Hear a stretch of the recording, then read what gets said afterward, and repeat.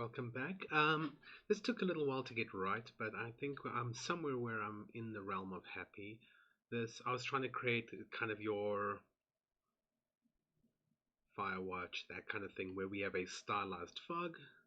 So let me just show you what it looks like when we play it. I just created a very basic first-person controller script just to kind of get a sense of what this fog looks like. It's all based on camera distance, so you can see it's a multicolored fog as well, which is really nice. So if we look at the scene from this angle here, we're just going to go look at what the shader does, and then we'll go ahead and create it. So it's just a standard multicolor. Like, we got three different colors here. We have our near color, which is the blue.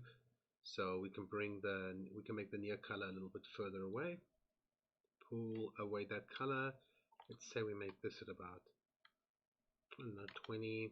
Make this one at about 50, and make that one about 75, and you'll see that the fog is getting further away. We have an overall fog density slider. We also have individual sliders. Each of these colors can be made stronger or weaker. You can change these colors, these distances. We also have an offset here, which will change the way the color rises off the ground into the sky. So let's put that. That is the world height, and then the world offset allows me to change the hue of the color as it goes up into the sky. Let's just bring this a little bit closer, this blue here. Make that somewhere in between. I think that's fine. Let's just make that 30 and make this one 50. And as we select each of these colors, they each have their own opacity, so you can see we can control the fog on the color.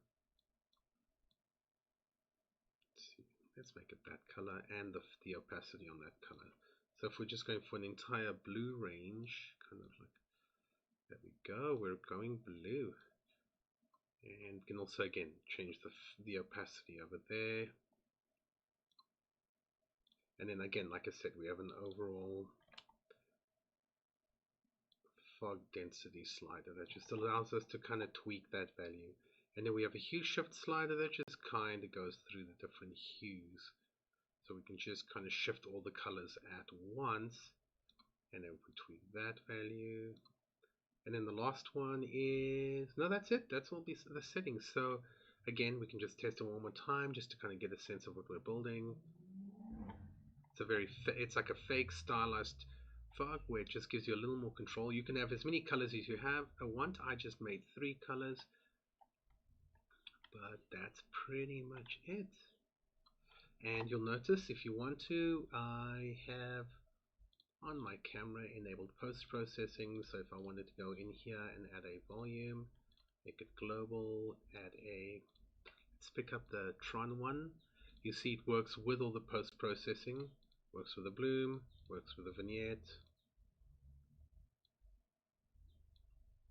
On top of this, we can already do more stuff, like we can go and do some color adjustments, play with the exposure, play with the contrast, put a color filter, which is already on top of what we're doing. We're already doing some more, so we can do a lot with this. It works really nicely with the post-processing volume. Okay, so let's go and create this. I'm going to move this off to the side as my reference. Just opening up the shader reference so I don't make any mistakes as we go.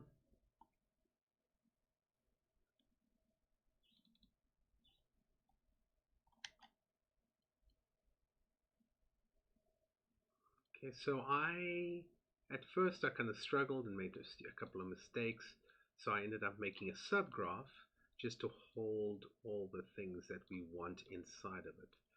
So I'm going to show you how we built this step by step so that we can talk about what exactly what went into in this. So let's again look at what it looks like before we add all the stuff. Just kind of looks like a standard Unity scene, a little bit of grass and rocks. I got this from again another GitHub thing, and I'm not quite sure where. I like my capsule collider, it's great. So that's what we have. So I'm going to kill that because that's clearly not right. So screen shaders. In the screen shaders, we're going to create a new subgraph. So we're going to go to shaders. I'm going to create a subgraph. Let's call this fog settings, because at first I kind of did this over and over and over, and I realized I was doing this, so why don't I turn this into a subgraph that allows me to kind of pass this information through as many times as I want. There we go. And I'm also going to go ahead and create a shader that's unlit. Let's call this stylized multicolored fog.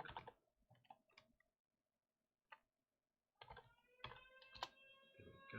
Apologies for the noise in the background. My neighbor is doing some DIY stuff, apparently. There we go. And with that mat set up, we are going to do the same thing. We're going to go in and set that up on the actual, where did I put it? Under URP. I'm going to go and add a Blit pass, which I will share with you guys in the project, in the description. I'll show you where that link is for the actual thing. Again, I think this is a Unity thing, or I found it somewhere, like sifting through a lot of Unity stuff, and I think I stumbled across it. So this looks wrong. So set the bit material pass to 0, and again, I want this to affect everything but go before post-processing. I also want it to affect the sky, but if you don't like the fog and to affect the sky, you can just do it before the skybox, like that, and then it won't affect the skybox. So that is up to you. So I'm going to go before post-processing, and that's what it looks like, because it's rendering the material that's got nothing on it at the moment. So that is okay. That's exactly the way it's supposed to look. Over here, I'm just going to drag in my fog settings. I'm going to output this into my color, because as we build it, we will be able to see what we're doing. Okay, so let's keep it simple, and let's start by showing you how we're going to be doing this fog distance situation. So let's create a new node. We need the scene depth node, so we get the scene depth. I find that if we set it to raw, I get a better result than if I use linear. And I'm just going to create a variable called fog distance.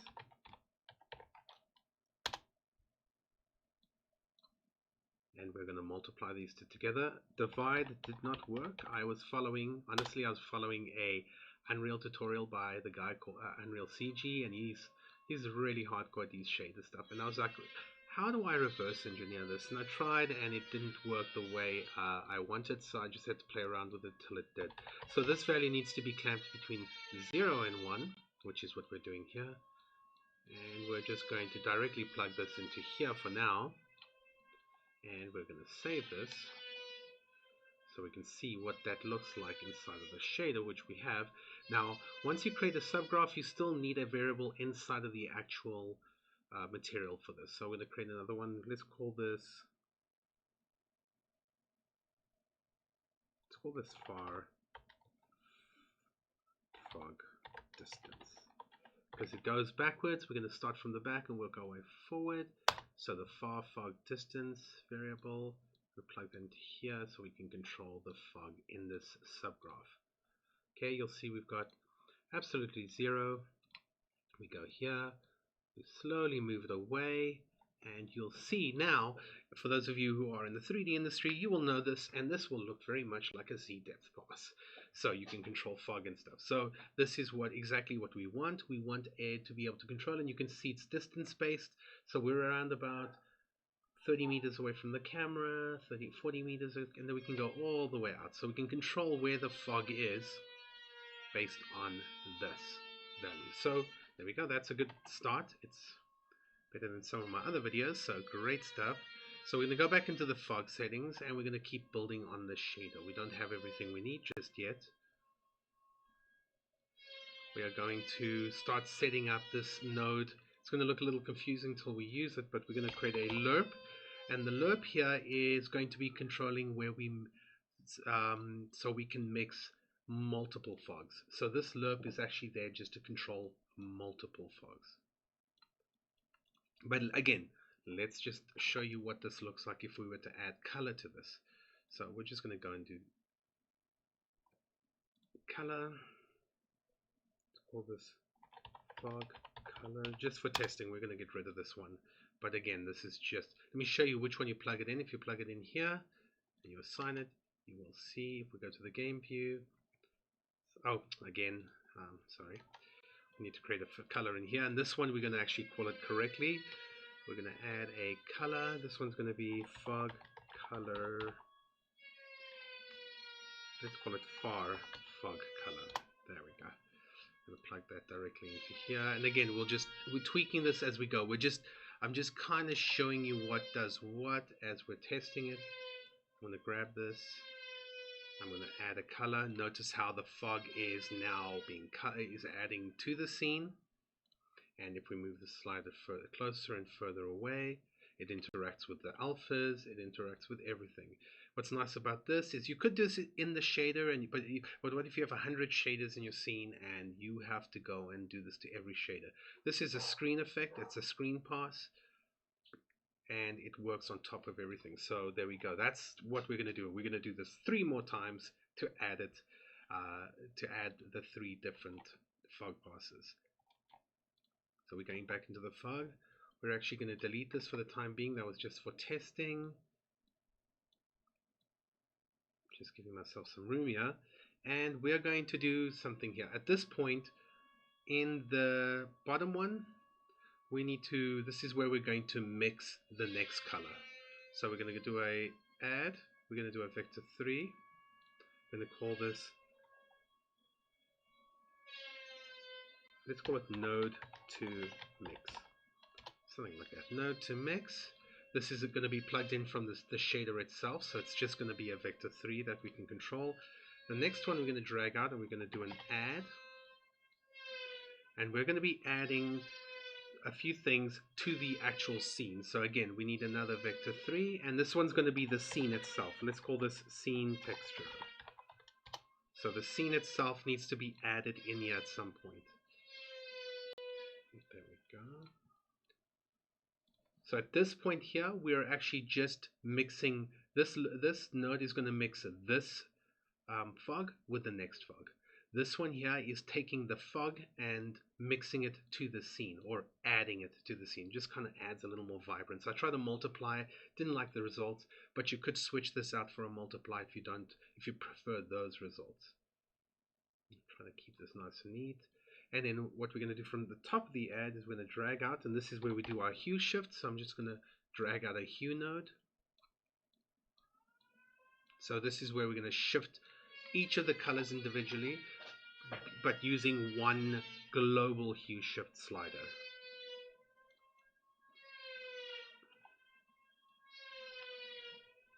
Jeepers, that neighbor's going at it.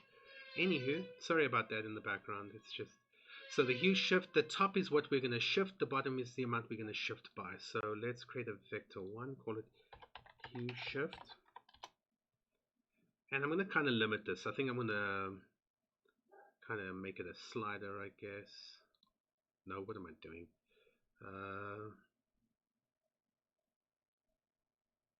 No, this should be fun, actually. We'll do that in the shader itself. So this is how the amount we're going to shift the color by, and what are we going to be doing there? So there's whoops, I missed a step. Move the hue shift across, guys. Move it across to the left here. We still need to do a multiply here before that. So we're going to do a multiply, and then we're going to plug the hue shift into the multiply. Okay, so the last step is the actual fog intensity. Now don't be confused, this fog intensity is the overall fog intensity. So I'm going to call this overall fog intensity. This is going to be my overall fog intensity, which I'm going to plug in here, so that everything after this, before this, will be affected by this overall fog intensity. If I'd done it the other way around, it would not have worked as well. Okay, so we have one more thing to do, and we're pretty much done here. And what do we need to do here? We actually need to get the fog color. So we need to do another lerp again.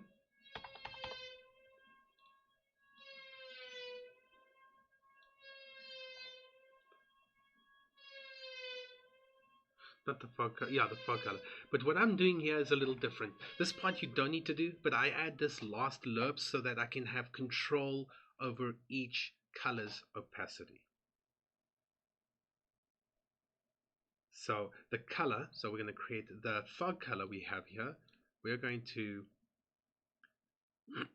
plug that into B, and the scene we're going to plug into A. So think of this as an alpha. This is where we can control how much influence this color has overall, whereas this one here controls the influence of all the colors on top of the scene. I just wanted to have individual layers be able to control the opacity separately. So that's why I created this section here. What are we controlling this with? We're going to split this node out, the color node, and we're going to grab the alpha channel and plug it directly into there. So what that does is allows me to just go into the color, grab the alpha of the color, drop it down, and then that color will become less transparent in the scene. Okay. This is it for the this node, not node, let's call it this subgraph. We have everything in here that we need, if I'm correct. Yes, so this subgraph here, let's just put a group around it so we know what it does. Fog settings. Okay, so name these nicely so they make sense. I'm probably going to come back here and kind of restructure them, move the variables around, but here is the node. You'll see now it's got more inputs. It's still got one color input out, but now it's got the fog color from the original one, the fog distance, which is good, but now we need a node to mix, which we can leave as blank. We need a scene texture, so we need to do that over here. So in here we're going to create a 2D texture, call this scene texture, whatever you actually want to call it. The next part is what you have to call it exactly the way I do. Over here in the reference we need to go underscore main text, like that. Uppercase M, not lowercase m. Come on keyboard, come on. And uppercase T. There we go. Okay, so this is going to go into the scene texture. So we're going to grab that, and remember you need to do a sample texture 2D node, plug and in this case we only care about the RGB values, so we're going to go off the R and do a combine.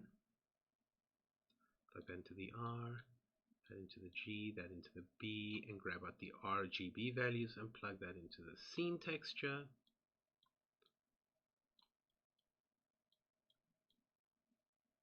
And the node to mix to we don't have yet, and then we just need a variable for the hue shift. So hue shift, plug that into the hue shift, and then the overall fog density. So we're going to overall fog density, spell it properly for you. It's that neighbor that's making me distracted. Overall fog density, and we're going to plug that into there. So as it stands, we should be able to see something. So I'm going to put a comment group around this because we're going to use this for everything. So do not touch. We're using, this is our original scene. This is the texture that we're applying all of this to. So let's see what this looks like.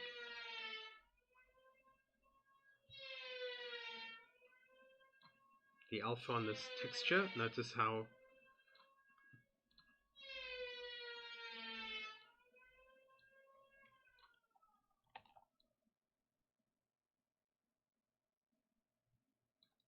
yeah, the fog density was set to 1. There we go. Notice how it's blending quite nicely there, and I'm able to bring it back and forward. Notice how the front isn't working just yet because, actually I'll show you why. Over here where it says next node, if you don't have any other nodes, just plug in your scene back into there, and you'll have the scene back into the scene itself, if that makes sense. And we have our first one. So the distance of the fog away is where it starts. So it's going to start at about 165 meters. So that's why it's just coming over the hill over there. So if we make it like 100, we'll see it over here. We have an overall slider I haven't clamped this value, the intensity, I really should have. We have a hue shift, so we can change that one specific color. So we have that. Now all we need to do is just basically do the same thing 2 more times. I'm going to open up my existing, I'm just thinking, jeepers that neighbor, it's going to drive me to drink, I tell you, drive me to drink.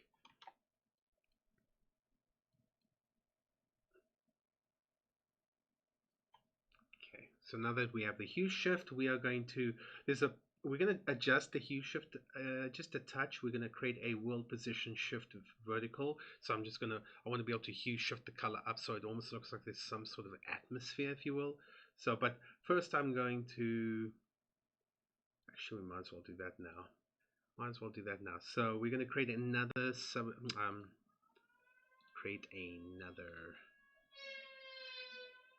subgraph. Let's call this vertical hue shift. Let's call it that for now. I'm going to open that up. And I found that subgraphs are really, well, opened up on the wrong window. Sorry about that. Really helpful as far as being able to kind of redo things over and over, if that makes any sense. Okay, so I'm gonna show you what this does when as we build it. We're gonna build from the right, and it's just you're gonna have to wait till the end to see what this does. Actually, no, I think we can do it.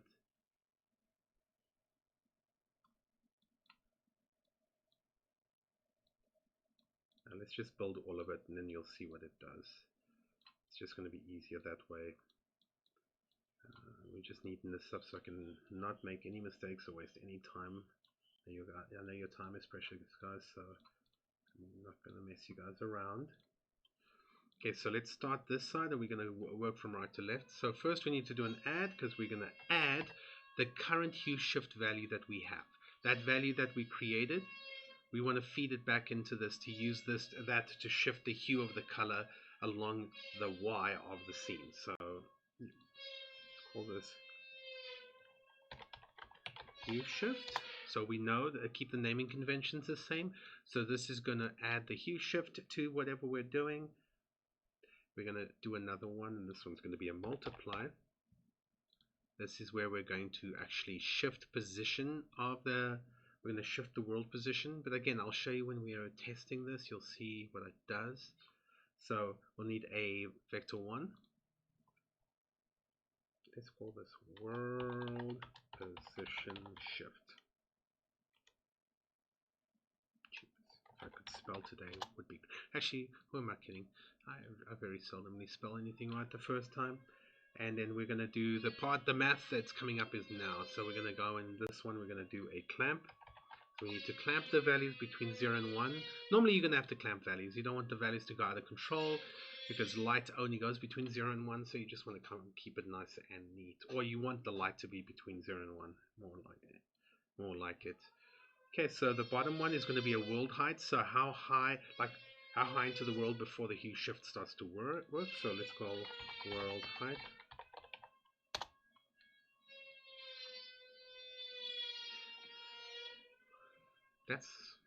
Hold on, but first we need a divide. Sheesh, I'm jumping the gun. Yeah, I don't even have the divide node yet. Divide, and we're going to be dividing the world height by, and this is where the magic happens. We're going to be dividing it by a position node called, it's actually called position, but we're going to make sure it's set to world, and there's only one part of this we care about, and that is the green axis or the Y axis. Notice the moment you do that, notice how it's facing up. So we're going to be shifting the color within the white area, not the black area. So wherever this value is, so if we went and adjusted this world, which one am I using? World height position to something like 1. Notice how it softens it more. If I go to 0, that's what it looks like. If I could do like 0.5, it makes it softer. So this value kind of softens, makes that line harder or softer. And that's it for this node. So we can test it. That's it. So this one is, let's call this, give it something. Call it world height or hue shift. Again, I'm going to do this what I did earlier on. I don't even know if I spelled that right. Wow, what a fluke. Okay, so let's close this and let's bring that directly into our shader. And I'm going to bring it right in the front here, so we can just plug it in and test it out. So I'm going to plug this again like we did before. We're going to plug it in the color. I'm going to grab the variables that already exist that I do have. Let me close this. That, and that. We already have the hue shift variable, so we can plug that directly in there.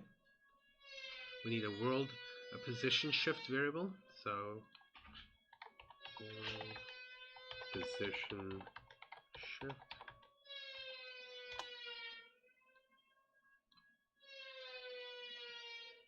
And world height. That's I don't know if I like the way I've named that, so but let's just call it world height. And what it really does more than anything else is just blends the height of the world, if that makes any sense. It gives you a softer blend. Okay, so let's see what that looks like. Again, you should have nothing because all the variables are nothing. So if we go here, this is going to control that. That's going to control how soft that blend is. So everything in this kind of, so we can tweak these values, make it harder, make it softer.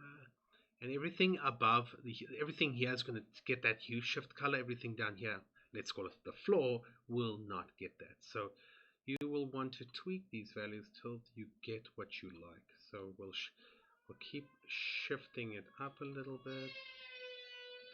Painting it. I feel like my shifting up is shifting down, if that makes sense. Let's actually just look at that.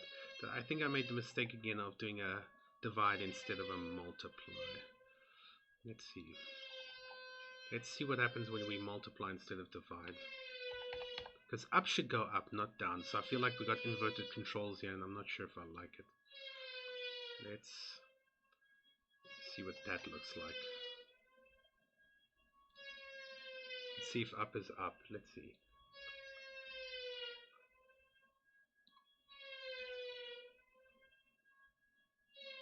Oh, did I do the wrong one? Oh yes, I did. So no, that's the one that's wrong. So that one was right. The world height. No, the world height is what was the problem. Or is it the hue shift? Anyway, just think of it backwards and we'll be fine. We'll just live with the weird kind of backwards, forwards kind of. Okay, so I'm going to kind of gauge it based on like that. So let's make this like 1.5 for later. And actually 1.5 was quite a bit. 1.3. And how hard do we want this? We don't want it too drastic. I think one is good. So this one's going vertically, as you can see, and the previous one went into depth. So now that we have this vertical hue shift, we can close this. We have it inside of our script here, our shader. So we're going to use this. We're going to be using this, funny enough, in here. Not in here, I lie blatantly. It's actually in here. So as you noticed, we're going to plug this into our hue shift, delete this one, move this one down here, and move this up there. I think I'm going to want to move the mix node and the scene node to the top. So the way I'm going to do that, because it's just the way the wires are crossing, and move overall above hue shift. So I'm going to do that inside of my fog settings. In my fog settings, I want to move, what did we say? We want to move the mix node and the scene node to the top. So mix node, scene node to the top, and move hue shift below. So when you save it, so I don't have my wires crossed. There we go, that's better. Now these are at the top, which they should be. These are in an acceptable order. And this one can actually go above this one, because this is quite a big node. It doesn't need to be above everything else. Okay, so now we've done all the groundwork. And this is our fog. This node here, we are going to group it and call this is going to be our far fog. If I remember correctly, think of it backwards. It is a little weird, but that is the way it works, the way we're going to be adding it together. So this is going to be our far fog, and then it's going to work backwards. I used a lerp to blend them all together, which is the lerp that we added in here. So to make this 100% Awesome. I'm going to duplicate this. We're gonna, as we add one in, I'm gonna show you how it works so you can see. So this here needs to go into the next node to mix, like that. And then obviously this needs to go into the scene texture, and if you don't have any more fog, this needs to also go into the node to mix there. Now we can't leave it as it is because we're sharing the same colors, so we need to go, this is the part where we just repeat. I'm going to duplicate the fog distance, duplicate the fog color, rename this one to mid fog. Is this the distance or the color? Distance. And rename this one to the mid fog color. And just for, because it's going to drive me insane, let's make this nice and neat. Put fog color, fog distance. There we go. So they're all up there. And then we're going to just replace these nodes. So I'm going to grab the mid fog distance, mid fog color, and just replace the existing ones. Everything else remains the same. It's just those two connections that you have to replace. Okay, so let's test that out to see what that looks like. Okay, let's see the magic in it. Okay, so we are going to, I guess we're going to make this as obvious as possible. Let's go green for this color. Let's go red for this color. And let's, if this one's at 100, let's bring this one closer. That's further, that's fine, and we'll put this one closer. And then we'll, obviously, because the alpha is zeroed out, we can't see it. There we go. So now we have the closer to camera, the more red it becomes, like that. So I guess that's not, but that's the mid color, so I don't want to get crazy here. So there's ours. Now notice our overall fog slider will control. Okay, I really should clamp that value. Yeah, I think we're going to make this a slider, this fog color. So I'm going to go into my overall fog density and change it from a default to a slider, and I'm going to allow it to go maybe over by twice the amount. Just maybe to see what that looks like. So let's move this fog slider. Now it kind of creates a nice effect when you blow it out, so I think I'll allow for that, but the default should be around about 1, or depending on how much you want to do, you could. Why did I not put, oh you idiot, the minimum value should be 0 and the default value should be, and then that way we can control it quite nicely with your scene. Let's do the hue shift, and you should notice that all the colors shift, including the sky, but the sky shifts a little differently. So if we move this, notice how that color slides up and down based on the vertical hue shift. So if I set this to 0, it should be subtle, but if I set this to 50, notice how the color has shifted because of this world offset. So let's see, we had this 1.5, and if we move this one around,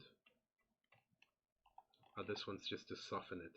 This is the one that does all the magic. Oh, that's quite nice. I like the negative value for some reason. So let's make it -10, why not? Okay, so now that we have the two fog colors, and I don't want any hue shift in this so we can see the original colors. Okay, I'm back, and here we go. Now that we got these two colors, let's just add the rest of the... Hold on. Looks like my other puppy. Okay, I'm back again. Sorry about that.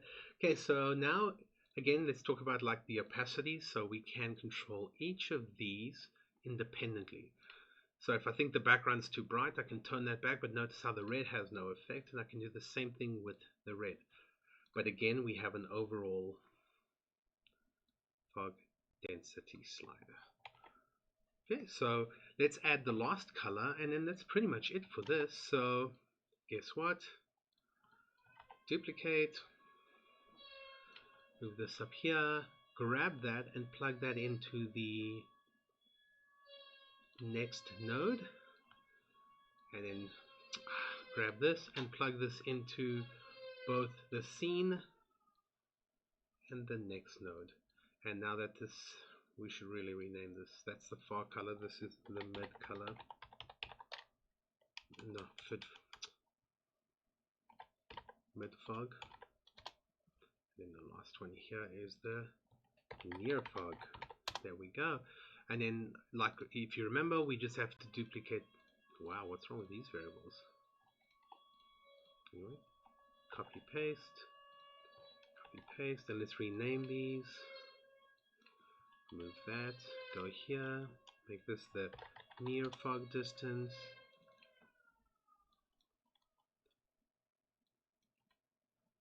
Near fog color, and we're just going to move these up. Make sure that they're in the right order. So I think near fog distance should be at the top with near fog the color. Then we should move these ones up as well, so they're in order of from closest to furthest away. Okay, so grab this, grab that, plug the distance into the distance, like the fog color into the fog color. Wow, I'm getting some glitches with. Okay, so that's it. Let's test it, play around with it, mess around with it, see what we like, what we don't like. There's still a lot of things I want to tweak on this shader, and if I do in the future, I will share that with another video. But let's see what this final result looks like. And then this color here, I normally do make it black, but let's just go, let's see, we got red, green, we might as well make this one blue. Move the alpha up, and there it is. Because it's set to 0, it's right up in the camera, so we can shift it further away. So let's shift this one about at 15 meters, this one at about 40 meters, and shift this one, no, 100 is good. Actually, this one feels like it needs to be closer. Then let's just play with the opacity of that. So I want to just mess around with the opacity of this just so that it's not as much. So maybe make this one 180 and make the red about 220, and then the green about, I guess, 230, just so that there's a little bit of overall. And then obviously again we have the control of the overall slider. We can blow it out if we want. We also have the hue shift, which will shift all the colors together. And we also have the offset here. So if let's drag it again so you can see it. So you can actually, oh, that's quite nice. So yeah, let's make that 100. Let's just see, with that being 100, there we go. There we go. Now we can actually see it. Oh, let's create some interesting effects. Kind of like that set at that. So I think I'm going to try for 10 and see if I don't destroy it completely. Okay, so let's see what this looks like. See, again, this is rendered on top of everything else. All these rock textures are all their own materials. There's no reason why we need to go in and tweak these values. But that is it. So that's the fog. I think when you're looking at the fog in your scene view versus your game view is going to look different because of the view distance. But look at how it looks like there in the distance there. It's quite nice. But the colors are hectic. Obviously you're going to want to tweak this. But that's about it, I would say. Again, just one more show. Like if you don't want it to affect the sky, it's a pretty simple fix. Go to my render here and tell it to render before skybox, and it has no effect on the skybox. So I'm doing it before post-processing because I still want the post-processing to work. And again, post-processing will work. We can show you that now like we did previously. So I want to create a new volume. I want to create a new post-processing. I'm going to add a vignette because, again, you can never go wrong with a vignette in my opinion.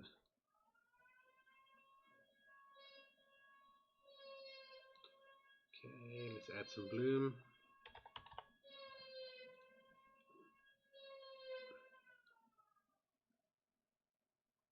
Might be too much, but let's go 0.5. And there's so many others. What can we add? What can we add?